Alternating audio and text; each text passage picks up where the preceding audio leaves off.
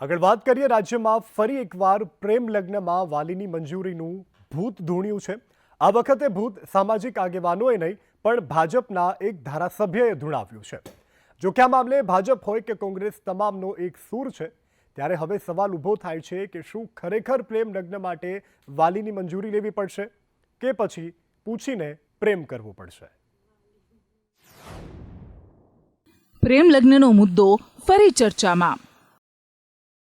પ્રેમ લગ્નના કાયદામાં સુધારાની માંગ। સરકારનો ક્યાં ફસાયો છે પેચ? રાજ્યમાં ફરી એકવાર પ્રેમ લગ્નના કાયદામાં સંશોધન કરી તેને કડક કાયદો બનાવવાની માંગે જોર પકડ્યું છે। આ વખતે ચર્ચાનું કારણ સાબરકાંઠાના ભાજપ ધારાસભ્ય રમણલાલ વોરાનો પત્ર બન્યો છે। ભાજપના ધારાસભ્ય રમણલાલ વોરાએ પત્ર લખીને મુખ્યમંત્રીને રજૂઆત કરી છે કે ગુજરાત લગ્ન અધિનિયમ 2006ના એક્ટમાં સુધારો કરવામાં આવે।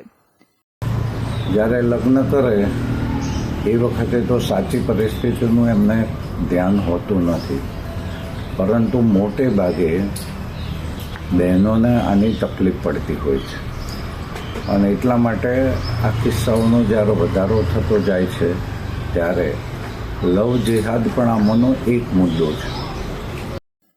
નેતાજીની વાત બિલકુલ સાચી છે। કેટલાક લોકો છેતરપિંડી કરી સાચી ઓળખ છુપાવી આ કાયદાનો દુરુપયોગ કરે છે। લવ જેહાદના કિસ્સા પણ સામે આવે છે। તેના કારણે આજે દરેક સમાજમાંથી આવી માંગ ઉઠી રહી છે। લોકોની લાગણીના આધારે અને ઈડર તાલુકામાં એમની પાસે પ્રેમ લગ્નના આધારે માતા પિતાની વેદનાને વાચા આપતો પત્ર લખ્યો છે। રમણલાલ વોરા સાહેબે જે તમારા માટે વિચારે સારું જ વિચાર્યું છે, કંઈ ખોટું નથી વિચાર્યું। તો લગ્ન કાયદામાં સુધારો કરવા જે રમણલાલ વોરા સાહેબે પત્ર લખ્યો છે એ સરકારને વિચારવું જોઈએ।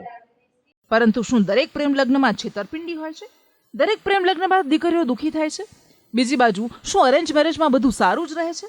ના, તેવું પણ નથી। મહત્વનું છે કે કાયદાના નિષ્ણાંતો આને વ્યક્તિ સ્વતંત્રતાની વિરુદ્ધ ગણાવી રહ્યા છે, જે સુધારા સામેનો સૌથી મોટો પડકાર છે। બંધારણ શું કહે છે તેની વાત કરીએ તો આર્ટિકલ 21 મુજબ દરેકને સ્વતંત્રતાનો મૂળભૂત બંધારણીય અધિકાર છે। કાયદા પ્રમાણે પુખ્ત વ્યક્તિને મરજી પ્રમાણે લગ્નનો અધિકાર છે। પ્રેમ લગ્નમાં મા બાપની મંજૂરીમાં બંધારણીય અવરોધ છે। કોઈ પણ વ્યક્તિ પર વિચારો થોપવા બંધારણીય હકનું ઉલ્લંઘન થશે। સરકાર પણ જાણે છે કે આવો સુધારો મુશ્કેલ છે, પરંતુ વારંવારની રજૂઆત પર સરકાર પહેલા જ કહી ચૂકી છે કે અમે વિચારી રહ્યા છીએ। જે છોકરીઓ બગાડી જવામાં કંઈક ફરીથી જોવું જોઈએ, બધાનો સ્ટડી કરવો જોઈએ કે જેથી કરીને મા બાપની અંદર સહમતિ થાય એવું કંઈક થઈ શકે। બંધારણ આપણને ક્યાંય ના નડે તો એના માટે એક સ્ટડી કરીશું અને એની અંદર આપણે સારામાં સારું જો રિઝલ્ટ લાવી શકાય તો એનો પ્રયત્ન પણ આપણે કરીશું। ત્યારે શું ગુજરાતમાં પ્રેમ લગ્નના કાયદામાં ફેરફાર થશે?